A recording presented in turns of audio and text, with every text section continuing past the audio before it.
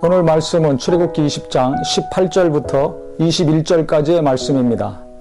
뭇 백성이 우레와 번개와 나팔 소리와 산의 연기를 본지라 그들이 볼 때에 떨며 멀리 서서 모세에게 이르되 당신이 우리에게 말씀하소서 우리가 들으리이다. 하나님이 우리에게 말씀하시지 말게 하소서 우리가 죽을까 하나이다.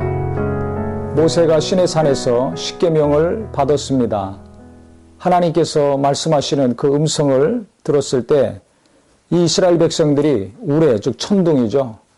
천둥 번개 소리와 나팔 소리와 산의 연기를 본 다음에 무서워서 벌벌 떨었습니다. 그 하나님의 현현하심과 임재하심 가운데 그 놀라운 영광 가운데 이들이 하나님께 대한 경외함, 하나님께 대한 두려움이 가득했습니다. 그때 모세에게 말하기를 당신이 우리에게 이야기하라. 하나님이 우리에게 말씀하시지 말게 하소서 우리가 죽을까 하나이다. 하나님의 음성을 직접 들으면 죽을 것 같았습니다. 그 정도로 이들이 두려움과 아주 공포 가운데 떨고 있습니다. 그때 모세가 이스라엘 백성들에게 뭐라고 얘기했냐면 두려워하지 말라. 하나님이 임하시면 너희를 시험하고 너희로 경외하여 범죄하지 않게 하려 하심이니라. 백성은 멀리 서 있고 모세는 하나님이 계신 흑암으로 가까이 가니라 그랬습니다. 이스라엘 백성들이 극한 두려움과 공포 가운데 떨고 있었을 때 모세는 먼저 두려워하지 말아라. 이스라엘 백성들을 안심시켰습니다.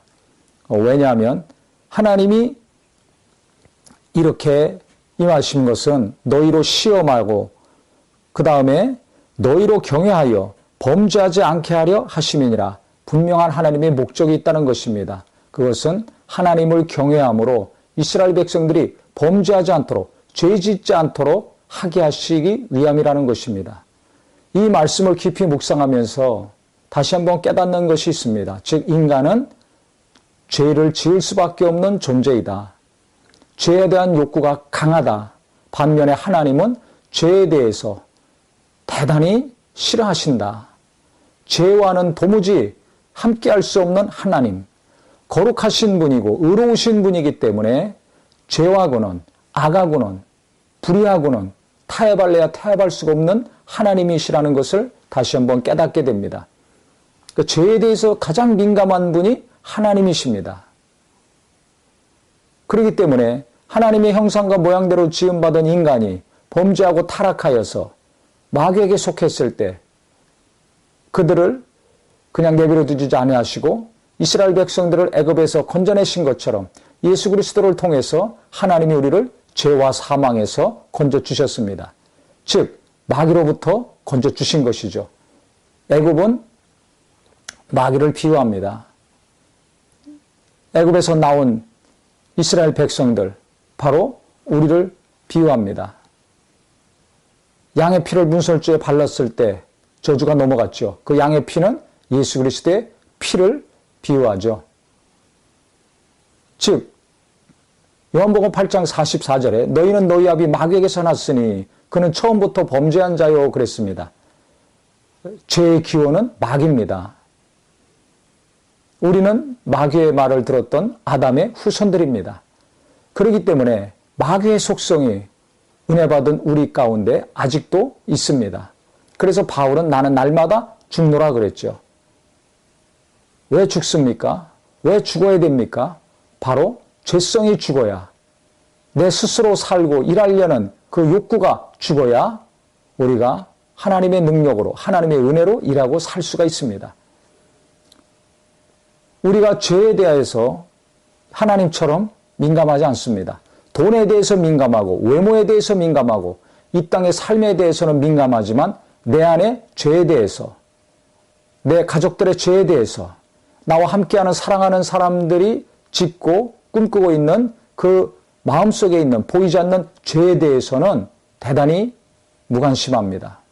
그런데 하나님은 내가 얼마를 소유했는지 어떤 외모를 갖고 있는지 어떤 환경에서 살고 있는지보다 내 안에 죄성이 있는가 없는가 죄를 짓고자 하는 마음이 강한가 약한가 죄를 입으로 마음으로 생각으로 행동으로 지으면서 살고 있는가 살고 있지 않는가 이것에도 관심이 있고 민감하다는 것을 우리가 오늘 말씀을 통해서 깨달아야 될 것입니다.